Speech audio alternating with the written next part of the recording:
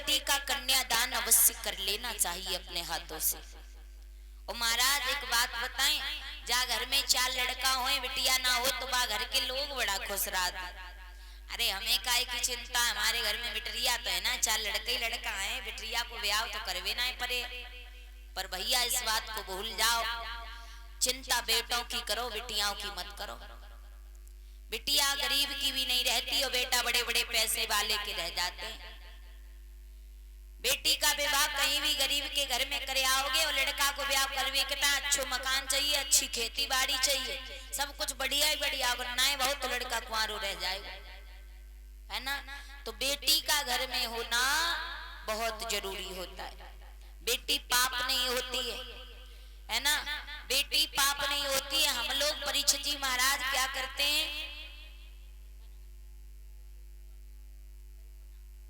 और ये इसी बीच में हमारी छोटी बहन कल्पना की तरफ से 100 रुपए आ रहे हैं विदाई के रूप में। आज अंतिम दिन की विदाई में सम्मान कर रही हैं, कामना करेंगे भगवान से सुख और शांति की।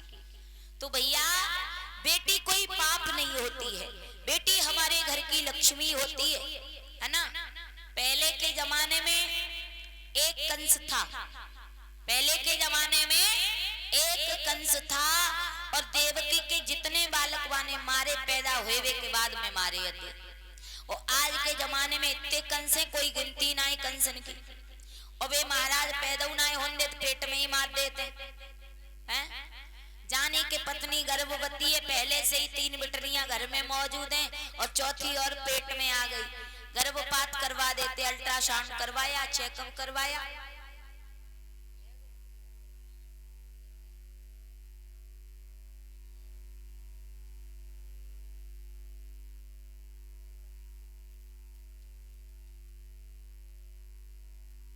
भैया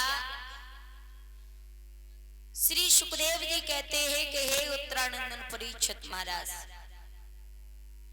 तो अब लोग गर्भपात करवा देते हैं, अल्ट्रासाउंड करवाया, डॉक्टर ने बताया पेट में बेटी है, तो चेकअप करवाया, पेट में ही बेटी को मार दिया।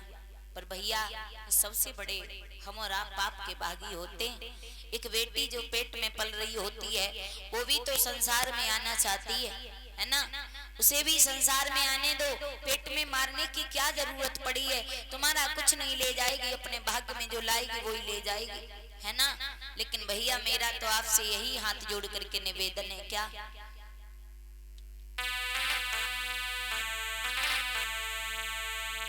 के बिटिया तो एक कुल की उजियारी है, मत मारो जाए गर्भ में लाडो।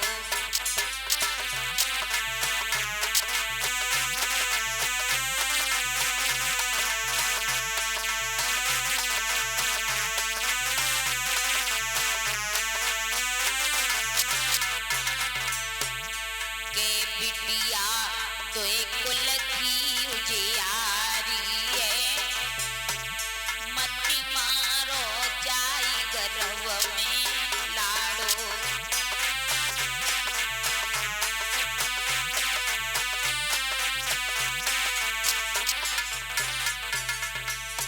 मेरी मैया संसार में सब लोग लड़का ही पैदा करना चाहते हैं, लड़कियों को नहीं। अब सोचो जब लड़कियां ही लड़कियां लड़का ही लड़का पैदा करोगे तो फिर लड़कन को ब्याह कहां से करके लाओगे, हैं? अगर सब लोग लड़का ही पैदा करेंगे तो लड़कों का विवाह कहां से होगा। अरे एक महीना आवे सावन को,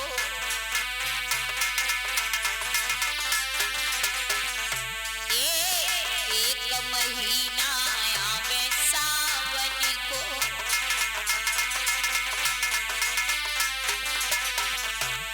के भैया देख कलाई रोवे गो, मत मारो जाई गर्भ में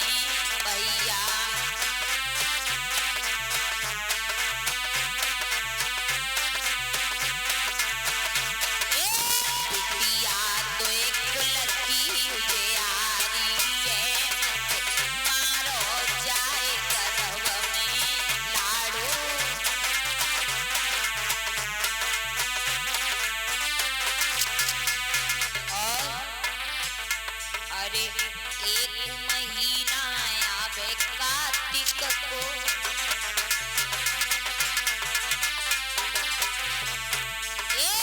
एक महीना आवे कार्तिक को,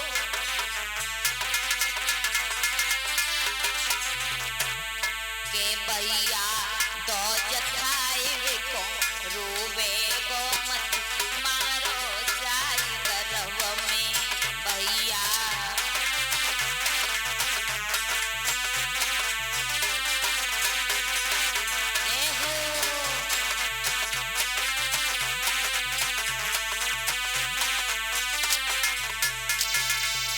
भैया इसलिए बेटियों को गर्भ में नहीं मारना चाहिए। लोग बेटियों को गर्भ में मार देते, बेटियों को कोई पसंद ही नहीं करता है? बेटी कोई कलंक नहीं होती, बेटी हमारे घर की लक्ष्मी होती है। मेरी माताओं, जब लड़का का विवाह होता है, मैयाओ जब लला को ब्याह हो तो बहू घर में आ जाते, बाकी बाद मंदिर में माँ पूजा करने जाती है हमारी माता, तो क्या मांगती है मालूम है? हे देवी मैया ऐसो करियो साल भर ना आवे तब तक हमारे घर में नाती आ जावे, घंटा चढ़वाऊंगी है ना, लड़ुआ बटवाऊंगी। अब बताओ नाती मांग रही, नाती नहीं मांग ले करो कबू कवा। ऐसी कौन कौन सी मैया यहाँ बैठी जिन्होंने मंदिर में जाके बिटिया मांगी? जरा ऊंचे हाथ उठाइए। जिनने मांगी हमारे घर में नातनी हो जाए या बिटिया हो जाए, भगवान से बिटिया मांगी, किन्ने किन्ने मांगी? हाथ उठाओ। हाथ उठे हैं, बहुत अच्छी बात। वो तो बात पीछे की रह गई, हम अभी की बात कर रहे हैं।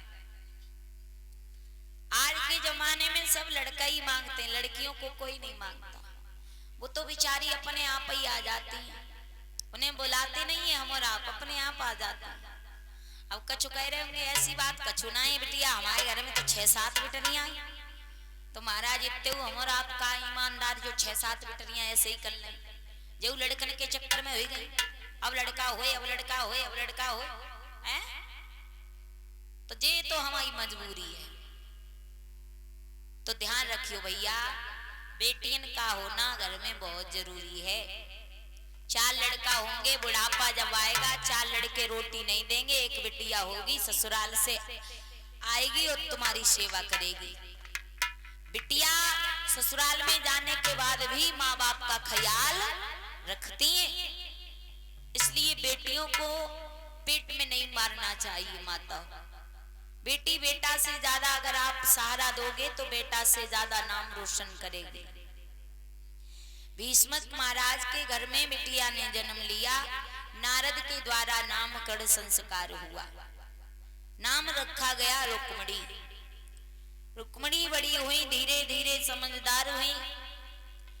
रुक्मणी को एक पंडित जी ब्राह्मण जी के द्वारा ज्ञान हुआ कि कृष्ण का अवतार हो चुका है और मैं बड़े आराम से बैठी हूँ। रुक्मणी उसी दिन से कृष्ण की पूजा में लग गई। चलते फिरते सोते जागते उठते बैठते हर समय भगवान कृष्ण के गीत गाने लगी। और रुक्मणी ने एक बहुत बड़ा संकल्प लिया है कि जिस दिन मैं शादी करूंगी तो उस दिन शादी भी द्वारिकाधीश कन्हैया के साथ में ही करूंगी, नहीं तो सारा जीवन ऐसे ही गुजार दूंगी। रुक्मणी कृष्ण की दीवानी बन गई। अब इधर रुक्मणी जब धीरे धीरे सयानी हो गई हैं,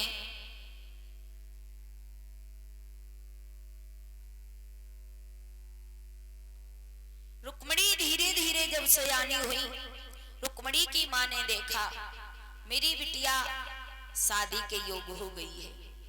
एक दिन रुक्मणी जो थी गुड़ियों और गुड्डों का खेल खेल रही थी, तो रुक्मणी की मां ने देखा कि मेरी बिटिया भी गुड़िया गुड्डा के योग बन गई है, मुझे भी सुंदर सा वर तलाश के सुंदर सी अपनी बेटी रुक्मणी की शादी कर देना चाहिए। उसी समय महाराज रुक्मणी की मां ने दासी के द्वारा महाराज भीष्मक को बुलवाया, सारी बात बताई है। महाराज घर में बेटी शादी के योग हो गई है, आप दरबार में बैठे रहते हो, ऐसा करो सुंदर सा वर तलाश करके बेटी की शादी कर दो। भीष्मक महाराज बोले देवी तुमने तो मेरे मुंह की बात छीन ली, आज ही दरबार में जाऊंगा, बेटी रुक्मिणी के लिए सुंदर सा वर तलाश करूंगा। और एक बात बताएं भैया, घर में बिटिया जब शादी के लिए परीक्षित जी हुई जाते हैं तो माँ बाप को चिंता बाद में हो पाती, पहले गांव वालों को जल्दी हो जाती।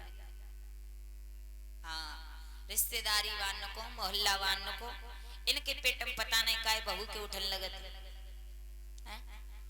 अरे बिटिया इनकी ये वे पढ़ाए रहे हैं लिखाए रहे हैं, लेकिन तुम काहे मरे जाए रहे, बस वो ही कहा है कि